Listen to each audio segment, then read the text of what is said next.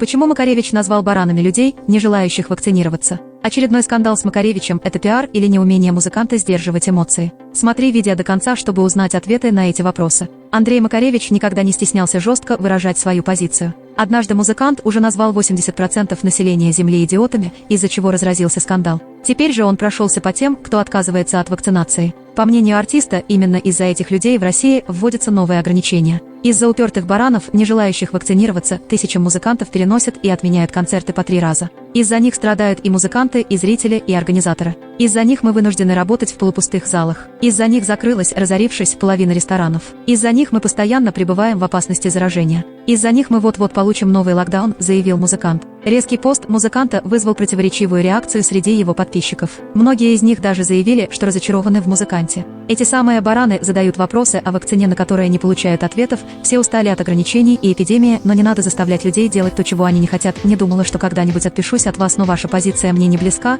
делились мнениями поклонники Андрея. Из всего сказанного выше становится очевидно, что Андрей Макаревич не умеет сдерживать эмоции и говорит все, что думает. В своих социальных сетях он часто обвиняет коллег в неискренности и отсутствии профессионализма, а иногда жертвами критики музыканта и вовсе становятся все жители планеты. Будучи врагом всяческих запретов, я тем не менее сам попросил бы об одном ограничении: давайте запретим орать по телевизору. Потому что это просто калечит психику людей. Простите меня, но вообще 80% населения Земли – идиоты. Надо это принять как данность, заявил в одном из интервью музыкант. Разумеется, после таких громких слов Макаревич вновь подвергся критике. Его обвинили в заносчивости и завышенной самооценке, ведь себя Андрей Вадимович отнес к оставшимся 20%. При этом на критику своих резких высказываний музыкант не обращает внимания. Он уверен, что злые комментарии под его постами оставляют только боты. Свое мнение у певца есть практически по любому актуальному вопросу. Так он жестко раскритиковал памятник Калашникова, а несколько лет спустя высмеял книгу американского автора Джоанны Стингры про легендарный рок-клуб Санкт-Петербурга. Макаревич считает, что в социальных сетях может не прикрываться никакими масками и откровенно говорить о том, что его волнует.